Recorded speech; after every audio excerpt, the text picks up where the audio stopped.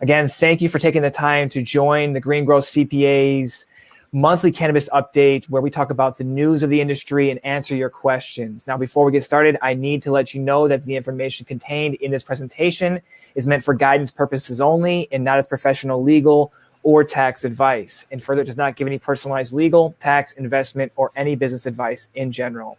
So real quick, with that out of the way, let's talk about the agenda. I'm going to go over about maybe 10, 15 minutes of prepared materials of big industry news for the cannabis industry, and then we'll hop into questions. Now, as I talk about some of these articles, you may have some questions that come up. Drop them into the chat. We'll hop into those after we get through most of the articles. Maybe we'll jump into what those are actually whenever they come up. But without anything else going on here, if you need any help with anything tax, finance, accounting related with your cannabis business, then please reach out to us via our website at greengrowthcpas.com and click that Get Started button in the top right, or give us a call at 800-674-9050. So let's go ahead, hop right into the presentation here. So I'm going to cover a few different topics here. First, let's talk about taxes. Everybody doesn't want to talk about taxes, but we got to talk about taxes. All right. So a big thing happened this past or will be potentially happening over the next few days here. The California State Assembly has unanimously voted in favor of a bill that would severely punish businesses and individuals that support illegal cannabis sellers with fines up to $30,000 per day. And a final vote is expected in the Senate when legislators return to Sacramento this month. Now, this measure doesn't just take aim at the cannabis businesses, but people that support them, people that help with advertising, people that help with landlords and retail space. So if you're supporting an illegal cannabis business, you're likely going to be in some deep trouble in California coming in the next few months. Now, where did this all stem from? 80 to 90% of the cannabis in California and probably throughout the country is sold on the illegal or illicit market. It's not being taxed. So what the legislators are trying to do is put some parameters in place and some issues or some ramifications in place. If you support these illegal businesses diverting out tax revenue, then we're going to punish you. Now, one of the things here to understand is that this will probably go to many other states, right? California is only seeing these kind of pressures of low tax revenue because they've been around the longest. But things like in cannabis, the winds go from the west to the east. What happens in California moves to other places. So be thoughtful around that. And remember that tax evasion has no statute of limitations if the error is material, especially if you did this purposely. So tax issues, things of that nature, make sure you're not, avoiding any taxes, because cash crimes are the new drug crimes. So keep an eye out for that in California. Now, you're already seeing some type of enforcement and creative enforcement, I would call it, against some of these, illegal dispensaries. So the CDTFA, or the California Department of Tax and Fee Administration, announced in July that they're starting to do raids on illegal cannabis businesses. And they did this with the California Highway Patrol. So they did 12 of them this past month, and that netted them $1 million in product, $100,000 in cash. And it's becoming a big issue, right, for regulators to keep their hands on this. So be very thoughtful if you're going to run an illegal operation. Now, they went on to note, the CDTFA went on to note that if you're willfully evading or attempting to evade the cultivation tax, you're committing a crime. So be very thoughtful on this, right? And it's, I think I noticed this here or noted this, that all those businesses they raided were all illegal businesses. So if you're operating or doing anything, under the table, please do not do that. You're putting your entire business at risk, and it can become a really big issue later. All right, now we've got legal updates. There's a few cases out here I just like to kind of keep your eye on. We're not lawyers, but it's good to see what's happening on the legal side because it will open up for things later. Now, a month or two back, we talked about the Weedmaps subpoena. It was a very big overarching kind of the Fed putting their hands into everything from Weedmaps to the people that they deal with, things of that nature. And it looked like the beginnings of a RICO case, to be quite honest. Now, something that's been brewing is with Ease, the delivery platform. Now, last month, Ruben Wiegand was arrested at LAX. Now, he was charged with 1 count of bank fraud, and the investigation for him is ongoing. But prosecutors are saying he's part of a big scheme to fool banks into processing legal pot transactions, as most banks have pretty much shied away from doing this. Now, at issue is more than $100 million in transactions, and prosecutors are saying that's just a portion of the transactions that this is connected to. Now, Ease has not been charged with any crimes yet, but at the heart of the indictment is Ease, right? So Ease is named in this indictment, but the feds allege that Ease executives are co-conspirators in this, but they're cooperating very fully. Now, these are ex-executives from my understanding, but look, these are really, really big allegations here. Bank fraud's no joke. And, just be very thoughtful with when you start to work on these platforms, what you are potentially signing yourself up for. Now, the second one here for legal stuff I want to talk about is that the U.S. Department of Justice is demanding certain cannabis documents from the BCC, which is the Bureau of Cannabis Control in the state of California. So pretty much the legislative body or regulatory body that makes sure that everything is, kosher for all the licensees. Now, the U.S. DOJ is saying, hey, we want information about shipping manifests and about licensees. It's only about 3 companies and the owners. Now, the BCC is pushing back saying, hey, there's private, information in here. You can't have access to this information. And we don't really know why the DOJ is asking for this. It's not in the indictment for that, for what's going on, but it's possible that the feds are looking for this information to triangulate transactions about the unspoken and pretty unsightly movement of California or West Coast cannabis that makes its way over to the East Coast. Now, if you're in the industry, in the cannabis industry, it's no secret that many states in the East, we won't name what those are, but they actually allow cannabis to enter the commercial market through loopholes of growers that bring commercial cannabis into this market. So what you see these big amounts of cannabis loaded up into semi-trucks, driven to the Midwest or to the East. They get COAs or certificate of analysis on this. And then California cannabis gets introduced into, say, a Midwest state's commercial cannabis market. Now, the laws and the details of this, I'm not going to talk about and get too deep into it. You can do your own dive into that, but it's pretty much tax evasion, right? So if you're doing any kind of illegal operation in that manner, you probably will get found out, right? Whether it is a jealous competitor that finds out or whatever other way, there are many ways for them to find out. So be thoughtful. If you're shipping cannabis across the country, which is federal trafficking, it's not good. Interstate trafficking, don't do that. But the DOJ is pretty much looking at this stuff now, and just be thoughtful of that. Now, let's see if any questions in here. Nothing happening in questions. So let's hop into licensing and regulations. Some big stuff here. So at the last month in July, I think the day we actually went live, Los Angeles, settled a lawsuit, or I think a lawsuit was actually dismissed, and then applications and things were going, changing for the licensing for social equity applicants in Los Angeles. So what we saw at the end of the month, beginning of this month, end of last month, beginning of this month, is that LA has tightened the social equity rules for their cannabis licensing. So LA City Council unanimously approved new regulations that, again, are going to tighten up that social equity program and create new rules for licensing in cities that have already reached their cap. Now, there's this thing out there where if a business is too close to yours, you can't get in, right? There's just kind of this density issue that we have with cannabis businesses. LA and other major metros have high population density. And so when you see like millions and millions of people here, you're going to have millions and millions of shops. But in the regulations, they made this kind of issue around it. Now, what we're seeing with this is that the approved changes are going to tighten up the social equity program, implement a lottery system and not a first come, first serve. That was the biggest issue with the licensing, is it was first come, first serve basis. And they're also going to add new rules for dispensaries for neighborhoods that have already reached their limits. It used to be such that city council representatives from certain areas could, be an advocate for a new dispensary in an area that has already reached its cap. Kind of the same thing, but the timeline has been kind of changed and the measures in there. But, read a little bit more into that. If you're in LA and you want to get licensed, reach out to us. Our team is very familiar with these new updates and kind of the things that need to happen. It's not an easy process for anybody, whether it's LA or any other state. Licensing is not easy, and it's changing, right? LA, one of the most mature markets, still has some fluid regulations. So be thoughtful on that as well. A quick MedMen update. Pretty much bad news. It keeps just piling on for California-based MedMen. After their founders stepped down in January, they've just been constantly getting struggles here. And recently, MedMen has been hit with a lawsuit filed in May that has resulted in temporary closure of their 2 Arizona-based stores in Tempe and Scottsdale. You may remember we talked about it in January. They were trying to do a fire sale to kind of cover their cash needs. So, there's some issues with that. and potential loss of a retail license in Pasadena because of the changes in their ownership potentially. And now there's the CFO is suing them for legal fees. So why are we talking about this, right? MedMen, who gives who cares?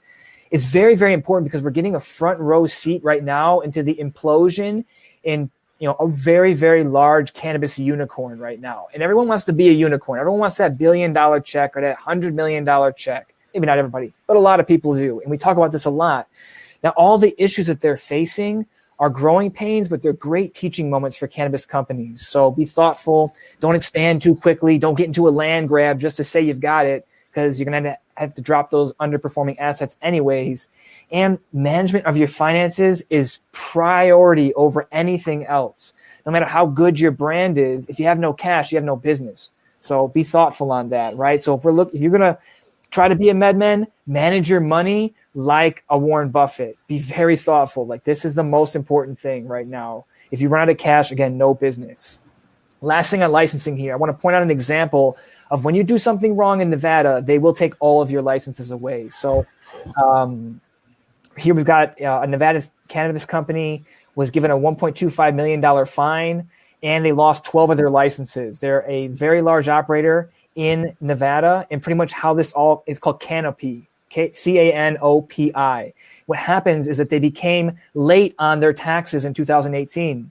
So starts an investigation.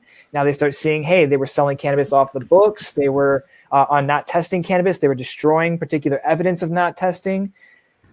Look, man, this is real deal. Like, be thoughtful. When you start making good money, pay your taxes, or it can be the one string that pulls the whole sweater apart. Because when they invite the local state tax authorities in there, and then the IRS gets involved, oh boy, they can pull the business apart pretty quick. So be thoughtful on that. Now, next thing here, legalization. I just want to talk about this, get it out of the way. Everybody talks about legalization every week. There's a new article of this or that. Congress is planning a vote on federal cannabis legalization in September. Now, the leadership of the House of Representatives is moving toward a floor vote, a very comprehensive cannabis legalization bill, again, in September. Multiple sources are saying this. It hasn't come out on like maybe the bigger news stations, but there is something out there. Now, if a vote is scheduled, great, cool. It moves through maybe the House, but how is the Senate going to push back on that? Mitch McConnell, the majority leader, is a very big advocate of hemp, but not really much on the overbroad material changes to cannabis regulation. So I don't know, man. We'll see how this all comes about. But this kind of dovetails into, hey, we're in an election year. We've got about 100 days to the election, give or take. You're going to see candidates coming out saying, hey, we're going to legalize it and this and that, right? An example of this is the Joe Biden and Bernie Sanders task force that's come together and says, hey, anybody who gets elected as a Democrat, we're going to legalize this. And the key points to their document is that, hey, Democrats are going to legalize cannabis for their use and reschedule it. They're going to support the medical, and they're going to tell the Justice Department, hey, don't interfere with state affairs. So, candidates are going to promise a lot of things. And I'm not trying to make this political by any means, but candidates, that got into office in 2016 promised a lot of things. Not a lot materialized from those particular actions or those particular promises. And the same thing happens. We've been hearing about legalization for many, many years. Don't get too wrapped up in it. This may be the time it happens, but who knows, so don't let these articles of legalization get your hopes up too high just to be crushed. Okay. Just be thoughtful on that. All right. And then, again, drop any questions into the chat, whether you're on YouTube or Webinar Jam. We got just two more things here I want to cover, and then we'll hop into the questions. All right. Finance and M&A. So M&A stands for mergers and acquisitions. I saw two big deals come this week, or this month, that I thought were really, really cool. One of them is a Canadian firm that bought a U.S. firm through M&A. Now, Toronto-based multi-state cannabis firm Red, White, and Bloom announced that it's going to buy Platinum Vape for $35 million in cash and $25 million in performance bonuses. Platinum Vape has got their product in 700 different retailers in California, Michigan, and Oklahoma. So not a lot of markets, but they've got good reach. Okay, this is huge news. Why? Because what we're seeing is that Canadian cannabis companies that want to get a good footprint in the USA, they're not going to go through some, rinky-dink licensing process. They're going to buy proven businesses. Okay, so Red, White, and Bloom, they make $70 million on top line. That was a $60 million purchase. This is a 1x on top line. That's a pretty good, movement for a brand that has no retail locations. All they do is provide product. So I think you see more of this happening over the next 6 to 12 months, where if you have a good hold, especially because cannabis is a local business, right, by state, you're going to see companies start to buy in on, or Canadian companies come in and start buying some of these California or other states-based companies, U.S. state-based companies. So, start to tee yourself up for that. Have good financials, have audits done. Make sure if you want to be playing with the big boys and big girls, you have to have your audits tightened up. You have to have your financials tight. You have to be able to open up the full kimono and say, hey, here's everything. Would you like to buy us? So that was one deal I saw. And then a really massive deal, Curaleaf, end up finalizing their grassroots deal. It means they're opening up their footprint to 23 states now. It was a huge deal. It was $875 million, but it did not come without a bunch of issues, right? It took a long time to look into this, and there's like legal issues. Thank you to Ben and Peter for kind of, giving me the insight into this. I see some of the big articles, great M&A is going on, but there was minority shareholders were pretty pissed about all this going on because of particular special cash bonuses, non-compete payments, and other consulting and employment agreements. So, it's done. It's over and done with, but we'll see how it all comes together and how this deal materializes down the road. Is it something good or something bad? So that's all the big news updates we have now. So again, thank you for sticking around for that news portion here. Now we're going to hop into some questions. So drop those into the chat here, whether you're on, again, YouTube or Webinar Jam. We'll hop into the first ones here. So let me see here. I got Kathy. Kathy has her first meeting with our company on Friday. How should she prepare? If you're meeting with Adam, be prepared to answer questions, particularly about your business, and understand what you're looking for and how we can help you out, right? Every cannabis business is very unique, and they all need different things. There's this, boilerplate stuff, but, be thoughtful on what you want to actually need help with. And then Adam can connect you with the right people within our business to make that happen. So hopefully that goes well. I look forward to hearing how Adam speaks with you and how everything goes with you, Kathy. All right, so let's go ahead and jump in here. I don't see anything on YouTube here, so let's go jump into some of the other questions. Derek, do you want to talk and jump into, let me see, there's one here I thought would be, pretty helpful. So Michael asks here, I would like to discuss tax mitigation, asset protection, and investment solutions available to cannabis business owners and marijuana-related businesses. So, Derek, what are your thoughts on some particular tax mitigation, either strategies or high-level frameworks you think about when you speak with clients? Yeah, for sure. Thank you, Jim. I think the best approach before you jump into setting up a bunch of legal entities and making your tax and accounting reporting really confusing is you need to have the revenues, right? Like we're talking at least 2, if not 5 million a year in annual revenues to have these various tax saving strategies work for you. If not, if you're out the gate trying to set up, a holding company, asset company, and operational entity, you're going to bury yourself in compliance. You're going to pay us much more money than you need to pay us, right? Our goal is not to make money off of tax compliance fees.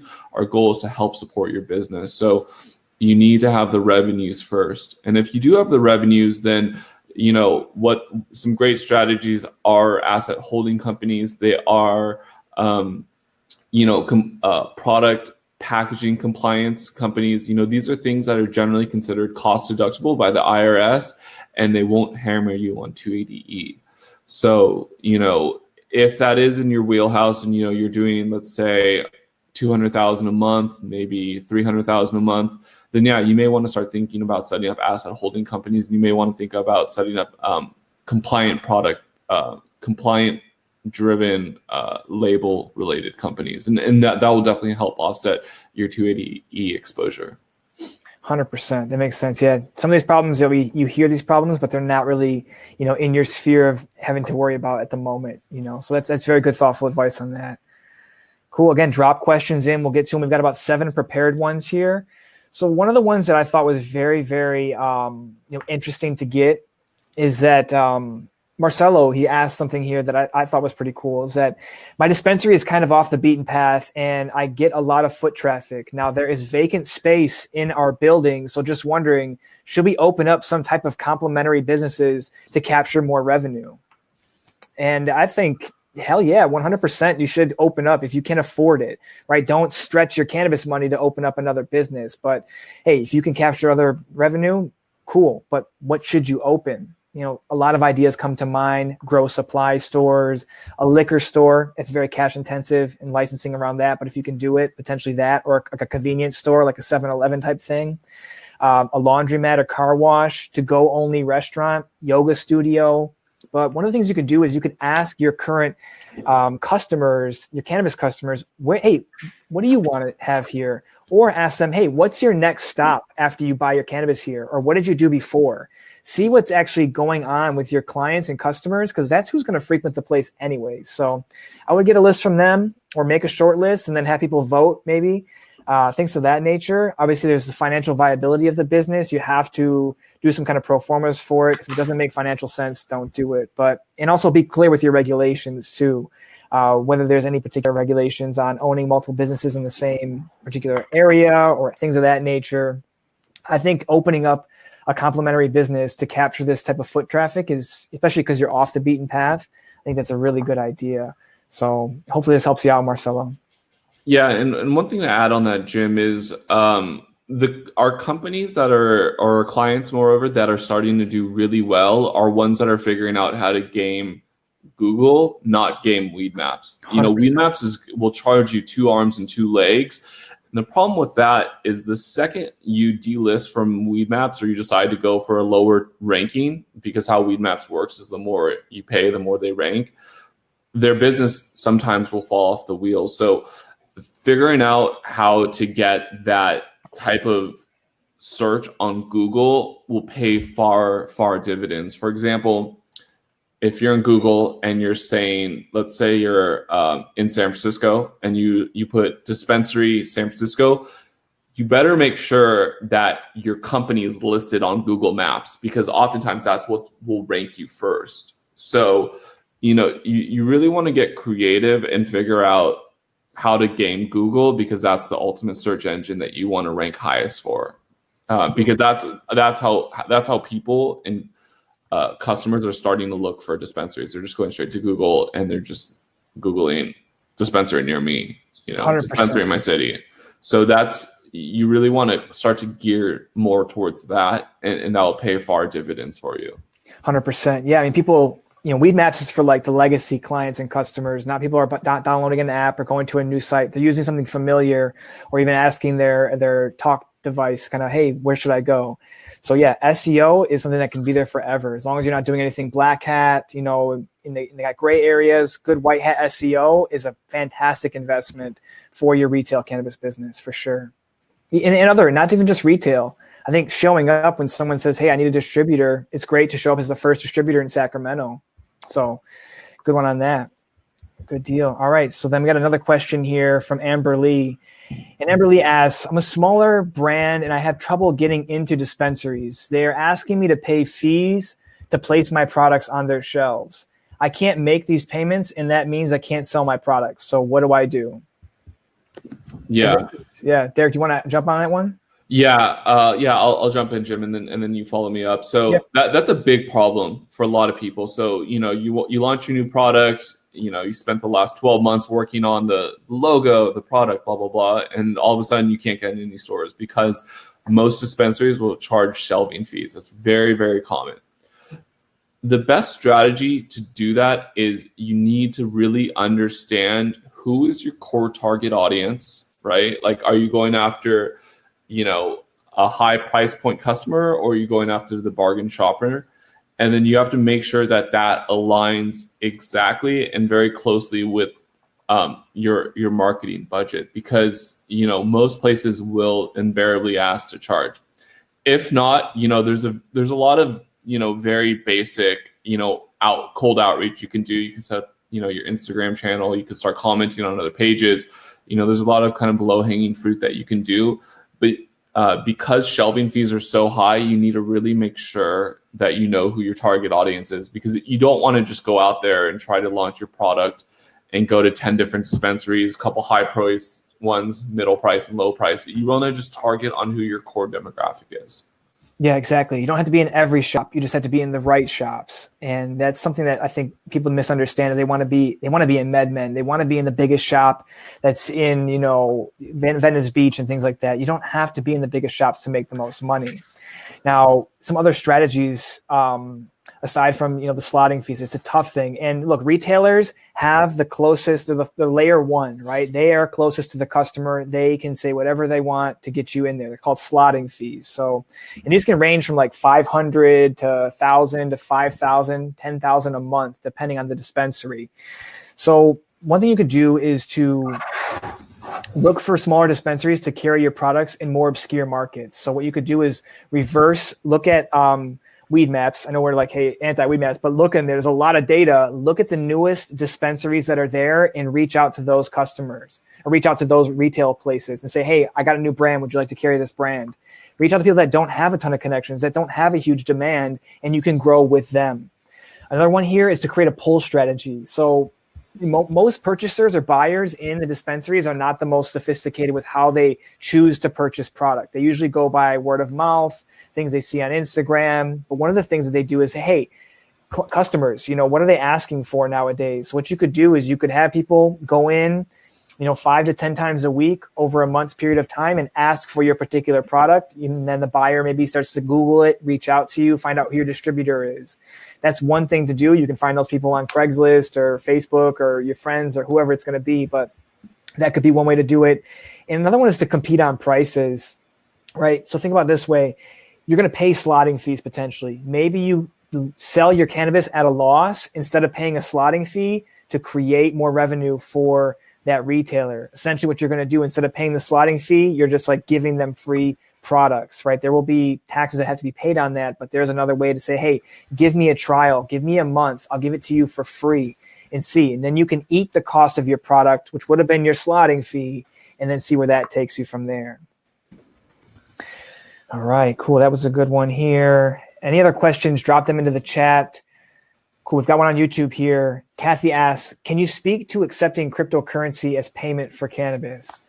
Derek, do you have any compliance things on that particularly? I have some. Yeah, I mean, it's not common, so I don't know why you'd want to, it kind of smells like a red flag.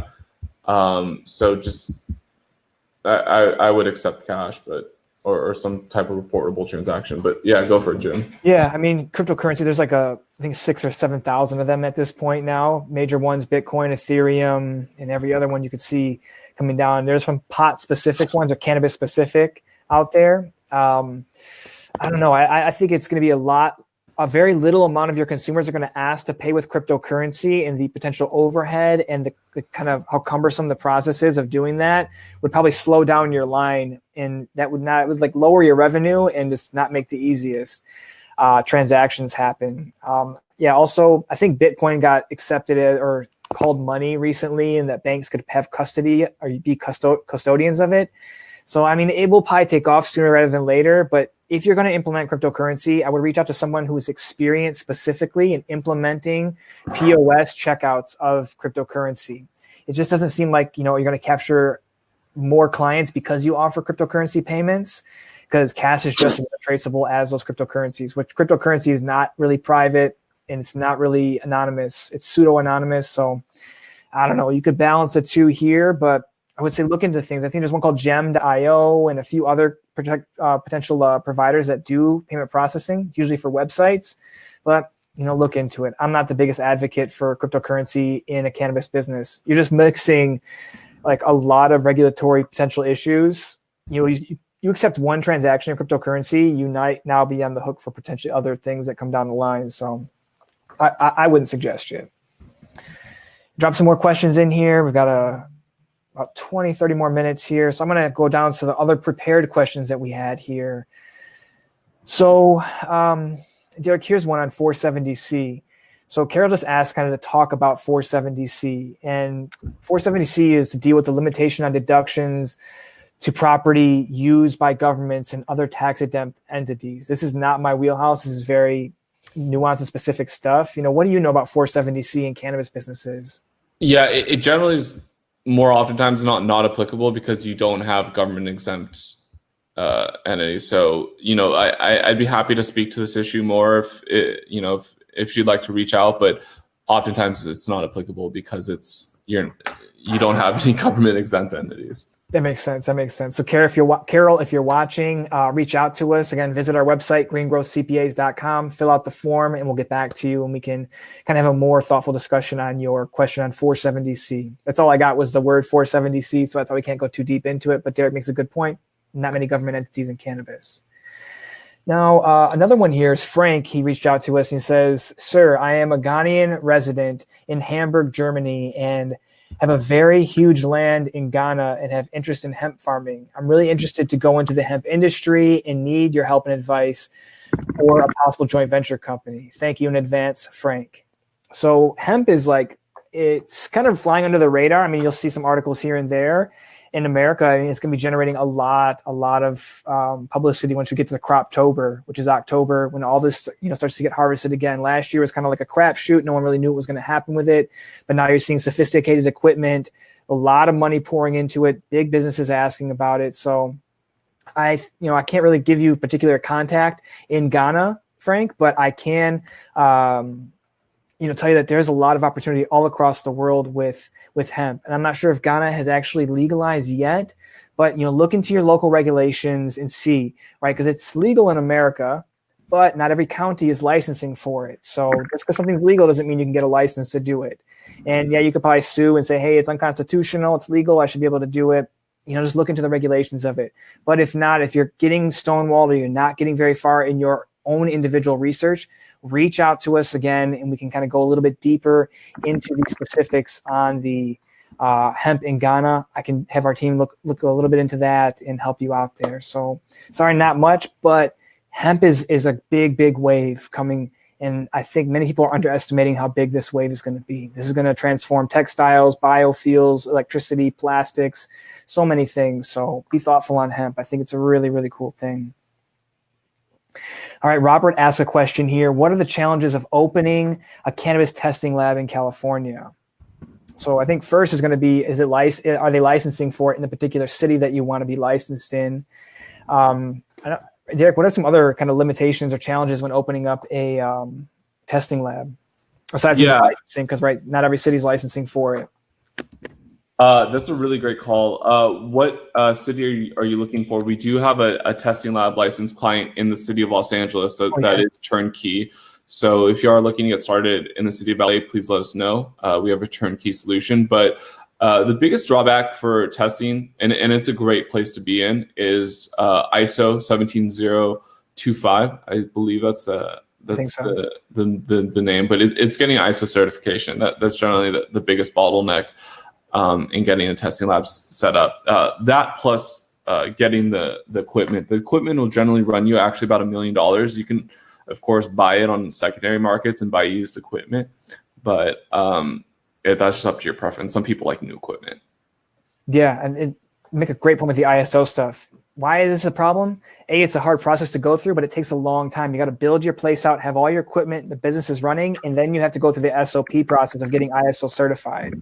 Another thing I think is also a problem, not a problem, but a challenge when opening up a testing lab is getting clients, right? Testing is just as competitive as other places, so it's kind of, looking to potentially buy one, maybe more better solution for you that has a book of business, or get on the SEO, search engine optimization, and make sure you bubble up, do a lot of good work, and people will review you, and, word of mouth, it will grow and grow and grow. And look, reach out to us about that one in Los Angeles, the turnkey solution for a cannabis testing lab. Reach out to our website or give us a call. Now, Victor says here, what skills would you advise a CPA with government contract or grant accounting, A133, FAR background to develop cannabis firm CFO critical skills? I guess it's more of like a coaching call for someone trying to get, maybe become a competitor. Yeah, I mean, there's a lot of clients in the space. I think that's the question is do you want to start your own firm? Do you want to work with another firm? We're always hiring, so if you're interested in working together, please reach out to us. If not, if you want to start your own firm, I would really recommend just checking out our YouTube channel. There's a ton of resources that should get you up and running to at least handle a couple cannabis clients on your own if you like. For sure. But yeah, reach out to us. We are always hiring. There's more people always wanting our services. So we'd love to potentially roll you into our business here. So yeah, reach out to us via the website, Victor, and maybe we could, find a way to work together. All right, cool. Jamie asked, in regards to cultivation tax, I thought the tax had to be collected and remitted by the entity who it was first transferred to from the farm. I recently heard someone say that they passed it through from the manufacturer, which is the first stop, to the distributor, and the distributor remitted it. Is this legal? I can't 100%. Derek, do you know about this? I have some things to say about it. Yeah, they keep changing the rules. It's like a distributor to distributor tax payment. Initially, it was first distributor. Now I believe you can pass it up to like 2 or 3, but don't quote me on this because I'd have to double check. But I do believe that they do allow for distributor to distributor transactions, but I'd have to double check on the BCC website real quick. Yeah, and that first distributor is the one's going to collect the tax, but they would just continually pass it down to the next distributor, you're saying, right? They wouldn't have, the second distributor wouldn't have to go to the grower. Yeah. And one thing to be really mindful of, and this is only specific to the California markets, and this is actually a big phenomenon that's happening, but a lot of distributors are getting these quote unquote burner licenses. So they'll buy a bunch of product under a distributor's license and then just ship it out of state. Be really, really careful about that because you could also potentially be liable. So, if you're historically getting, let's say $1,800 a pound, and then all of a sudden you're selling it to a certain distributor who's buying it from you for $4,000 a pound, and then all of a sudden the product just goes missing, you have to be really, really careful because they may try to tag you on conspiracy. So make sure your product is actually going from your farm to the legal shelves in California. The worst thing that can happen is you go through all these headaches of getting a license just to find out that they could potentially pull your license because you're selling to the wrong distributor. Yeah, it's very important to vet your distributors, right? These are business partners. These are people you are making money with. So, do your due diligence on your distributors because they may ask for exclusives as well. And you want to make sure you're getting, in business with the right people. Things are on the up and up. So hopefully that answered your question, Jamie. If not, reach out to us. Adam can do a little bit more deep dive on the BCC website and get the guidance for you. Marco also would probably know, who's our audit partner at Green Growth CPAs. He would know a little bit more. He's a little bit more touching with the clients and being in the CFO work, that he would see those kind of transactions and give you some guidance on that. So reach out to us. We can give you some thoughts around that. As Derek said, lots of things be changing all the time here. So good deal. Let's see another one here. Elliot. So what Elliot asks is, cash banking with non-bank types. The idea is to downstream some cash profits out of the cannabis business to outside separate, more traditional financial holding. So if this is really a question here, let me see how would I answer this here. I guess what Frank or Elliot I think is asking here is, should you kind of move money out of your cannabis business, put it into a non-cannabis touching entity to bank it? And I would say probably not. You're going to see transactions coming in from a cannabis related business into your non-cannabis related business.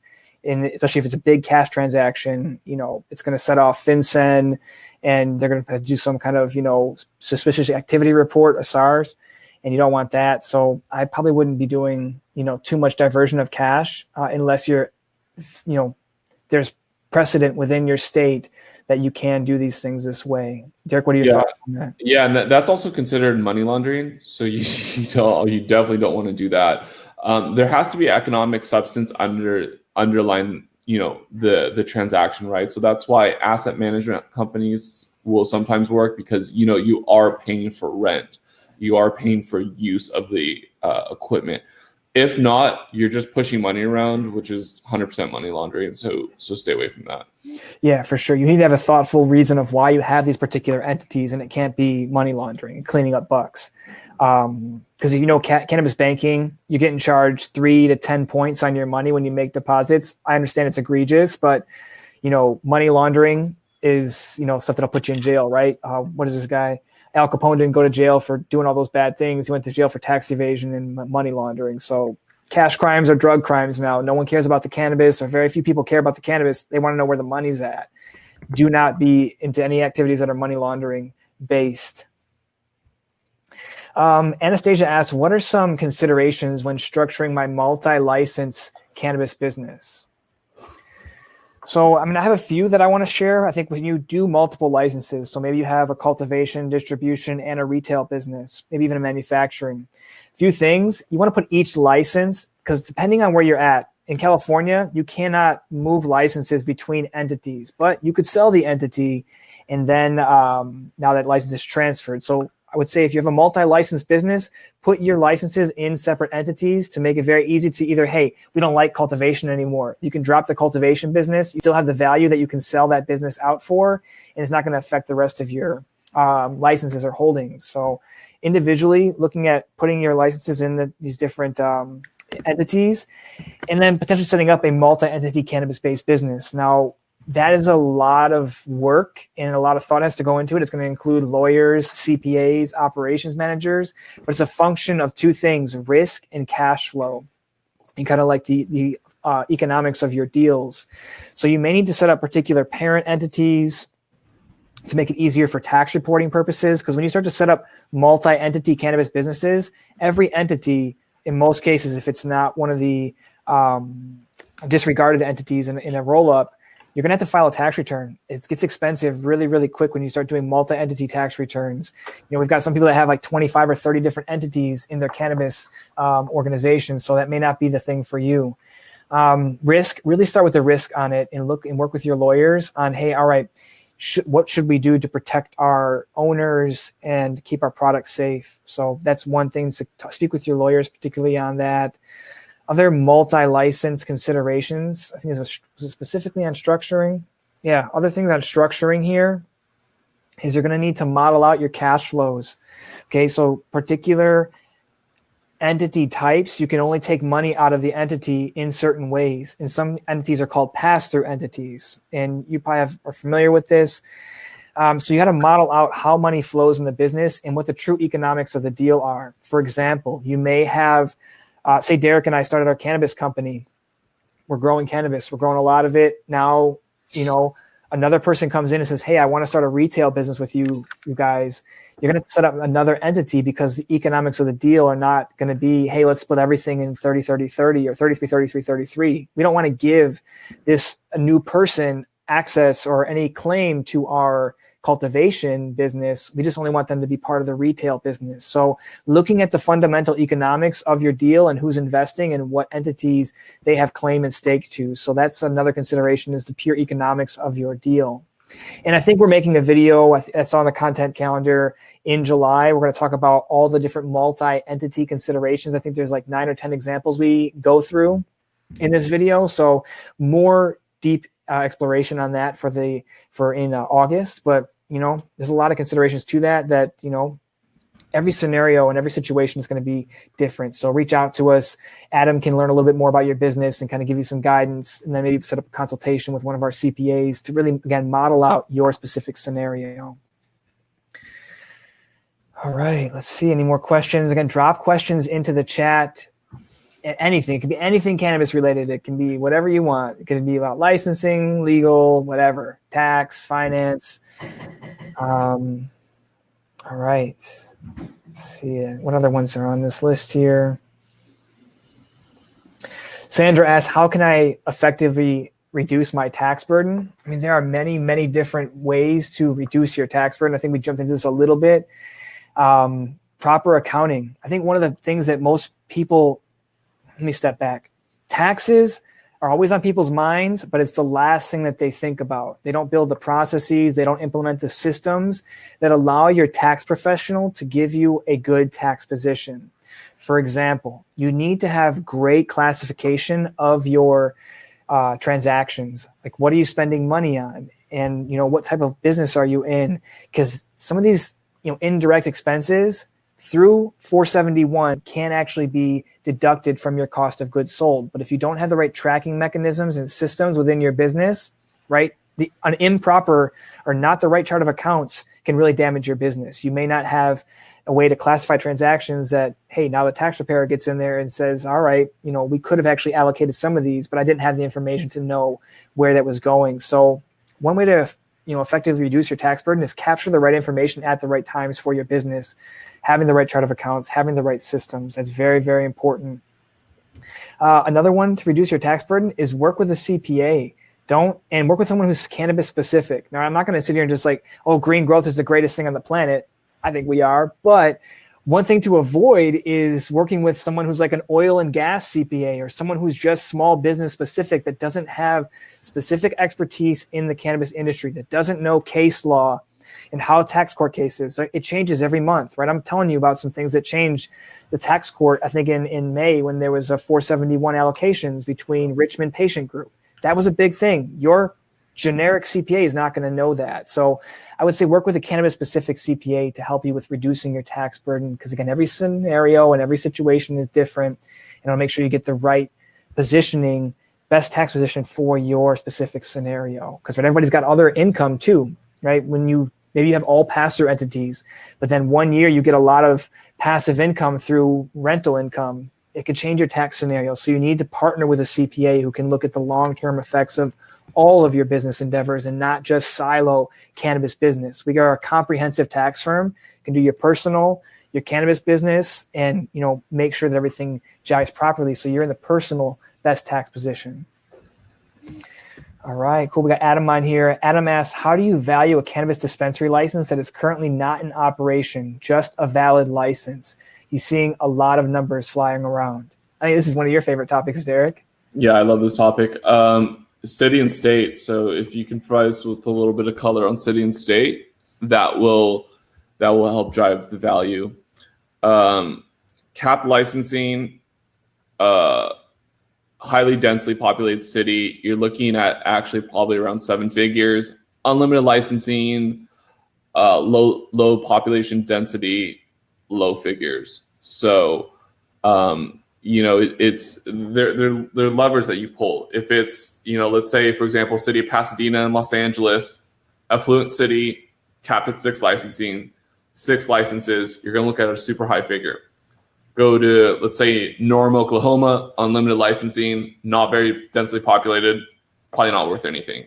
So it depends. It depends on those factors, but those are generally the main drivers. Yeah, the density, and if there's a cap, right? If someone can go and get a license without having to go through you, and it's relatively easy, then it's probably not worth all that much. Another thing to think about as well is, how would I say this?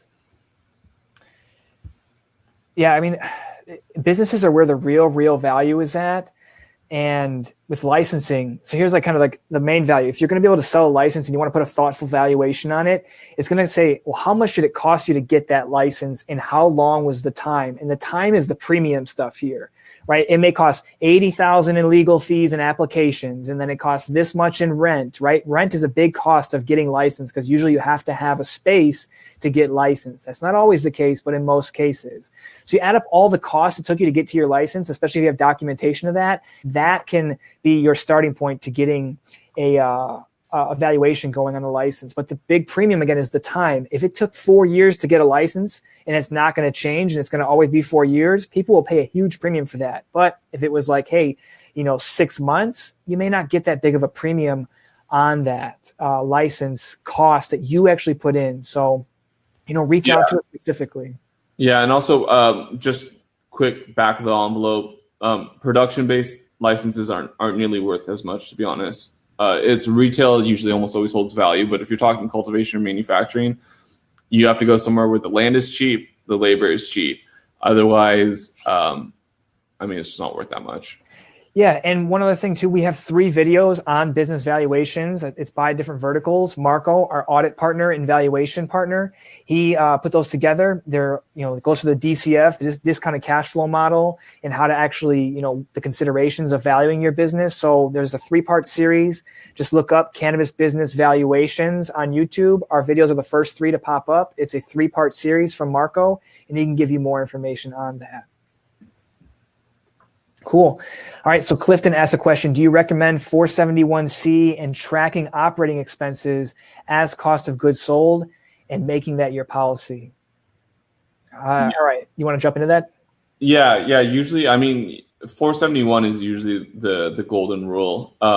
There have been other tax court precedent that have thrown out 263A, but to get not too technical to confuse everyone else, usually 471 is the rule of thumb as of today. Obviously, that could change later down the road, but that's usually the best approach. Yeah, and it depends on the vertical you're in. Always track your expenses and then let your CPA or your CFO do the allocation, or sorry, your 470, call them 471 allocations. How much of your indirect expenses can be backed into COGS? Now with 471C, this, look back into our YouTube channel. There's one called the Richmond Patient Group. This came out this year. I think it was in April or May. And what it said pretty much is that if you're a retailer, you cannot have access to 471C. Your light manufacturing of rolling up joints or packaging up bulk flower into small flower, like little eighths, is not going to allow you to get access to 471C.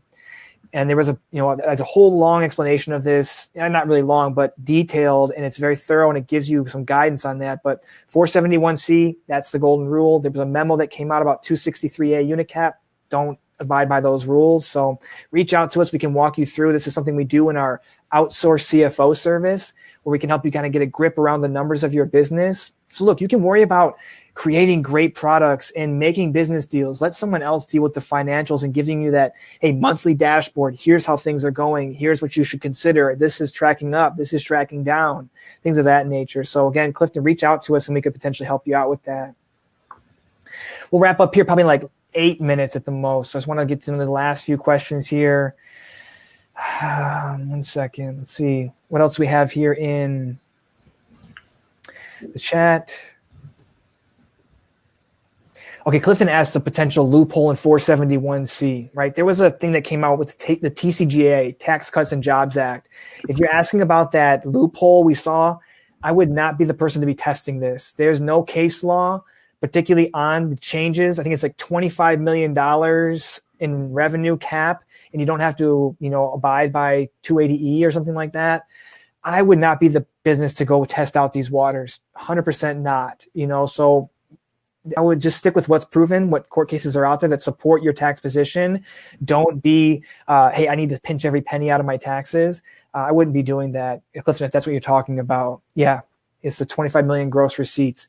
You can read the blog post. These are theoretical ways to reduce your taxes, but it may work and you get in, and then 2-3 years is fine. You don't hear a word. And then the IRS sends a letter, hey, we need more clarification on this line item. And that opens you up to a bunch of issues. Being 3 or 4 years on the road, penalties, fines, and interest. If you get caught in a bad, unsupportable position, then you're in some trouble. So reach out to us. I know that our team can give you some thoughtful guidance around, what you should and should not consider for your cannabis business regarding 471C. We'll get to 2 more questions here. Let me see. What are... Manny asks, what's the best effective marketing strategy for delivery? Garrett got to it earlier. That's going to be SEO, search engine optimization. That is instead of pay to play, don't be paying to be on platforms, because the moment you stop paying, deflates your entire business. So that and customer loyalty programs work really, really well. Getting people to come back, getting people engaged with random games, right? There's a book out there called Hooked.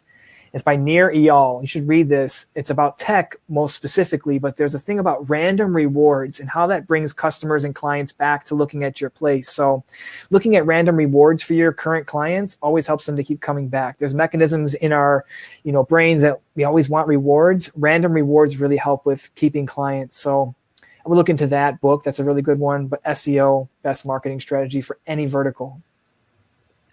Last one here.